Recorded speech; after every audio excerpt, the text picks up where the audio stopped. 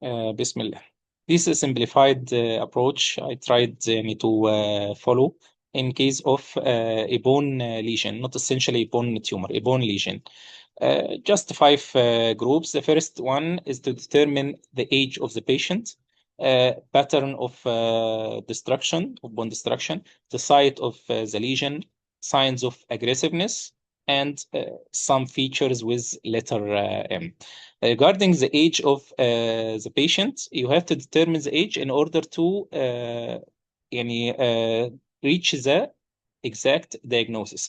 For example, we have three epiphyseal lesions in the knee, but in different age groups. The first one, skeletally immature. So, anyone in the chat, please? What is this? A lucent or lytic lesion, epiphyseal in skeletally immature. Not AC, chondroblastoma. Yes. Okay. Not aneurysmal bone cyst, chondroblastoma. Very good. Differential diagnosis can be eosinophilic granuloma, can be Brod's abscess. So I want to correlate with other orthogonal view, and I want to correlate with the patient clinical condition, laboratory finding if there is inflammatory markers. Very good, Dr. Okako. Very good. This is an adult patient, skeletally mature individual. The second one, this is adult, skeletal immature. Yes, it's a giant cell tumor. Very good. A giant cell tumor, another differential diagnosis. It can be lytic expansile metastasis from renal cell cancer, from thyroid carcinoma. It can mimic giant cell, which can be epiphyseal and subarticular in location. A rare differential diagnosis, clear cell chondrosarcoma. It's rare. In elderly people where I can see narrowing of the joint and osteoarthritic changes, marginal osteophytes. It can be giant cell tumor. Yes, it can be another differential related to arthritis. Yes, subchondral cyst or geodes. Very good. Subchondral cyst or geodes. Accepted, yes. So the age group can help me to narrow the differential diagnosis, but don't fall in this mistake, please. Chondroblastoma, skeletal immature. Don't put a giant cell. Put a Brod's abscess as a differential, not a giant cell. Okay. Another category of description about the pattern. Pattern of bone destruction. We have three main patterns. This is a lytic lesion, and it's well defined, having a geographic margin. Most likely, it will be benign, especially if a sclerotic edge. If no sclerotic edge, still can be benign. If ill-defined edge, it's a geographic, but it's aggressive. The other two patterns, definitely aggressive. Small, rounded, lucent or lytic lesions, nearly of the same size, scattered all over all examined bones. This, or even in a single bone. It's called moth-eaten pattern and most likely multiple myeloma. Whenever you say multiple myeloma, remember what is the next step. Imaging, what is the next step in imaging, and what's the next step in lab? Just revise. Yes, whole body, MRI, whole body, low dose CT scan, not bone scan, not bone scan, okay? Not bone scan. Why? Why myeloma not bone scan? Yes, cold, negative. Yes, yes. So myeloma, whole body, low dose CT scan or MRI. It's important for oral, important for long, and important also for short reporting. Yes, Dr. Amiga, laboratory test, protein electrophoresis, and Pence-Jones protein in urine. Very good, very good. So whenever you say myeloma, remember the next step. Remember the next step. Good. The third pattern is ill definition along the cortex, along the medullary cavity. It's permeative pattern. Permeative pattern. The first lesion may be cortical fibrous defect, maybe a small bone cyst, maybe lytic metastasis, but early stage from renal cell cancer, but still sclerotic toward benign, sclerotic margin towards the benign. We have in geographic pattern of destruction, three subtypes. If sclerotic margin, it's benign. Okay. If non-sclerotic margin, it can be benign, it can be malignant. But if ill-defined margin, it's definitely malignant. Okay, 3 subtypes. Okay, so this is permeative. Permeative in skeletally immature, think of eosinophilic granuloma. I'm sorry, first Ewing sarcoma, and the two main differential of aggressive osteomyelitis and eosinophilic granuloma. Correct. But in adults, it can be lymphoma. It can be also osteosarcoma. So the pattern of destruction is important. Another point, the site, the location of the lesion, within which bone and along the length of the bone, epiphysis, metaphysis, along the width of the bone or circumference, cortical or centric or eccentric. For example, which bone? Like skull in a child, think of synovial granuloma. In adult, maybe metastasis or myeloma. Length of the bone, epiphyseal, narrow differential diagnosis. Metaphyseal, according to another points of description, like the matrix, steroid matrix or chondroid, whatever. And this is centric. We have to know other criteria, like the definition, the margin, and, to decide the type of the lesion. Okay. For example, skull lesion in a child, eosinophilic granuloma, older age group, multiple myeloma, or metastasis. Of course, in the hand, a lytic lesion, look at the matrix. It may be in chondroma or others. Lesion in the sacrum, it may be chordoma or others. Lesion in the calcaneus, this, of course, is specific. It's a lipoma or others. Yes. It can be a simple bone cyst. It can be aneurysmal bone cyst. Okay. Or if associated, if this lesion, lucent lesion, and surrounded by dense sclerosis, and the condition is painful, skeletally immature, what is your diagnosis? Reactive sclerosis. Reactive sclerosis. Painful, skeletally immature. Yes. Very good. Very good. Osteomyelitis can be in the differential, but chondroblastoma, skeletal immature. Very good. So the location, which bone is important to help us, and also epiphyseal or metaphyseal or diaphyseal. Epiphyseal, narrow differential, metaphyseal like this. It's a specific, and this is also specific. This buzzword. Okay, if you have exophatic lesion and pedunculated, it's and the direction away from the joint, it's buzzword to diagnose osteochondroma. Osteochondroma is very easy to diagnose, but usually you have some trick. For example, associated with pain. In such case, you have to mention the causes of pain and recommend further imaging. For example, pain, I have to zoom upon this lesion, and of course, in my routine practice, I will see the other orthogonal view. Why? Four causes of pain. It may be fracture. In absence of fracture, I need MRI. Definitely. Why? To rule out malignant transformation. Very good, Dr. Bishna. Very good, Dr. Amit. But other causes may be bursitis. It will be seen on MRI or compression on nearby neurovascular bundle. Very good. And of course, this is a fallen fragment sign. So diaphyseal, metaphyseal, epiphyseal. In epiphyseal lesion, remember, narrow list of differential diagnosis. Okay, we mentioned before. Equivalent to epiphysis is the apophysis and also patella or sesamoid bones. Skeletally immature with epiphyseal lucent lesion, chondroblastoma. Skeletally immature with apophysis lesion. Lesion present, lytic lesion present in the greater trochanter. In the calcaneus, it's considered apophysis, equivalent to the epiphysis, so the same differential. Lucent or lytic lesion in the greater trochanter or in the calcaneus, skeletally immature, think of chondroblastoma. Skeletally immature, think of giant cell tumor. Okay, the same for sesamoid bone, the same differential. Okay, a location along the circumference of the bone. If a cortical, okay, then it's osteoid osteoma, maybe osteomyelitis, maybe stress fracture, according to the radiolucency inside. If you didn't see any radiolucency, any nidus, put these three differential diagnoses. Osteoid osteoma, if there is dense cortical thickening with pain. Stress fracture, especially if athlete or runner, for example. and also young age, and osteomyelitis. This is intracortical, and this is eccentric. Eccentric with a sclerotic margin, non-ossifying fibroma, or fibrous cortical defect. If multiple with skin changes, what is your differential? Multiple with skin changes. Cafe au lait. Yes, very good. Jaffe-Campanacci syndrome. Excellent. Other differential, I think, neurofibromatosis. Very good.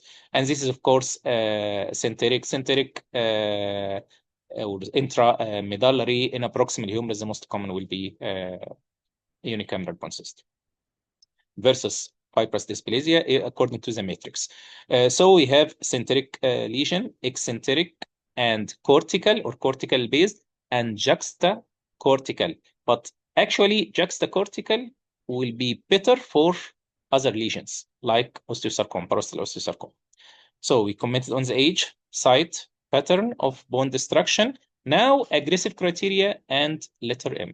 Aggressive criteria, actually, you can start from the medullary cavity, about the pattern of destruction, permeative destruction, wide zone of transition. We come to this point later. Then cortical destruction, okay? Go further, outward. So start the aggressive criteria, in, out. First, permeative pattern of destruction, wide zone of transition, cortical destruction, aggressive type periosteal reaction, and of course, soft tissue component. Okay. In this aggressive pattern of bone destruction with soft tissue component, it's hands. It may be, give me a differential diagnosis for such pattern, my friends. Adult, aggressive bone destruction with large soft tissue component. Excellent. Lung metastasis, very good. Not just metastasis, lung metastasis. Okay. And also it may be, if chondroid matrix, it may be malignant transformation of chondrosarcoma. Very good.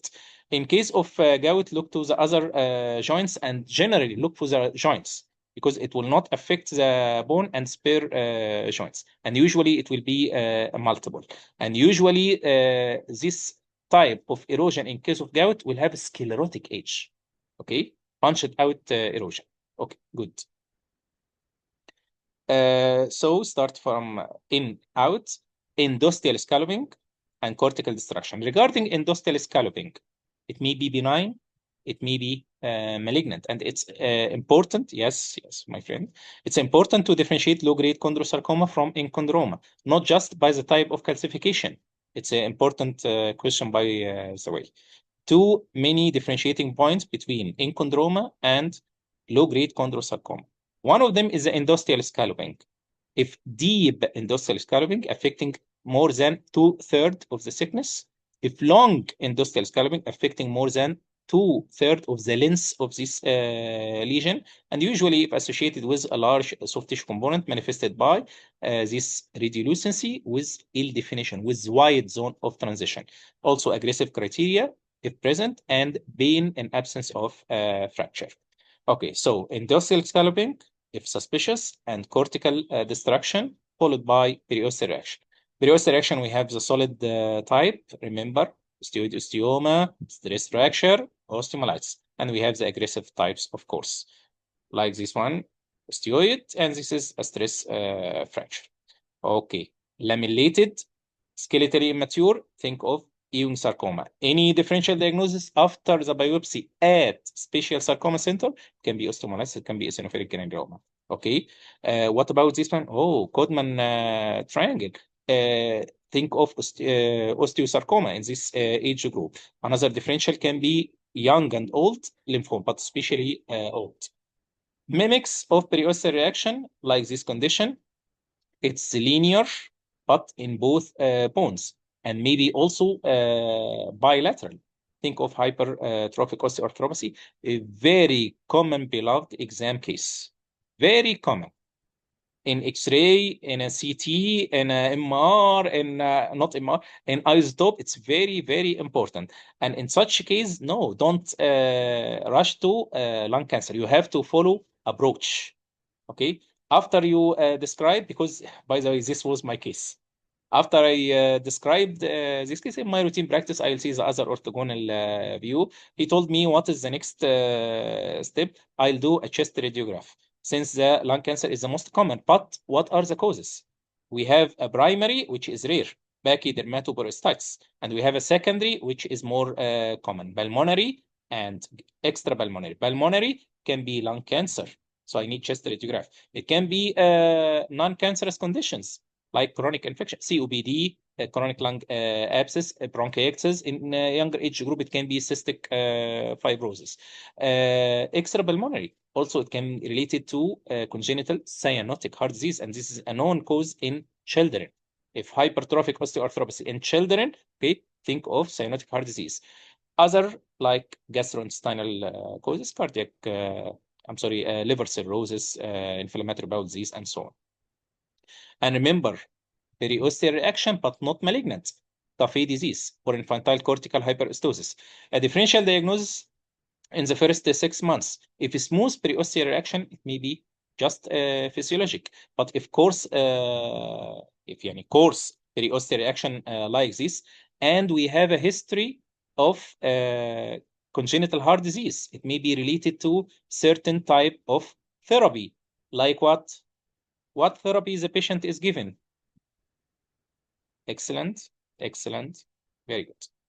Yes, prostaglandin-induced hyperostosis. It's not Cafe disease in such conditions. So it's important differential diagnosis. Inshallah, we'll discuss it in a pediatric module. And of course, the extra soft tissue component. So let's revise the aggressive criteria from inside out. The zone of transition, okay, ill definition, wide zone of transition. It's important to mention these buzzwords. And go out, cortical destruction, periosteal reaction, extraosseous soft tissue component. But here with letter M, starting with the margin or zone of transition. Okay, it's sharply defined. It's a narrow zone of transition, I think, in all three cases. A second M, matrix, is here, it's chondroid. Okay, maybe chondroid also, but multiple. Multiple means syndromic. It has a certain type of management. Regarding the zone of transition, it reflects biological behavior of the lesion. If it's sclerotic, this is slowly progressive, mostly benign. If wide zone, oh, it's fast growing.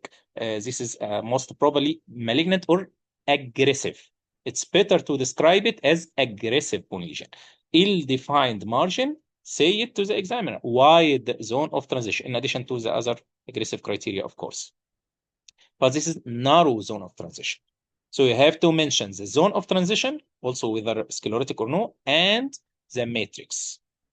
A matrix here, either osseous, like in osteosarcoma, chondroid, like in chondroma, or if industrial scalloping and suspicious criteria, low-grade chondrosarcoma, fibrous matrix, okay, it's ground glass as fibrous dysplasia, or clear matrix, simple bone cyst, aneurysmal bone cyst if multiple septations, and so on. Multiplicity toward benignity in younger age, may be suspicious in older age. But remember, we have polyostotic disease in older age and also benign, like brown tumors, like Paget disease. But if pure lytic, metastasis and multiple myeloma.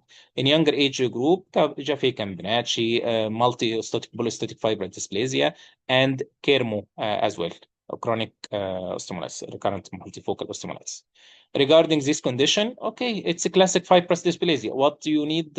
Also, I need to examine any area of suspicion, any area of soft tissue swelling to rule out associated syndromes. This Shepherd-Crook deformity. Associated syndromes like what? Two syndromes.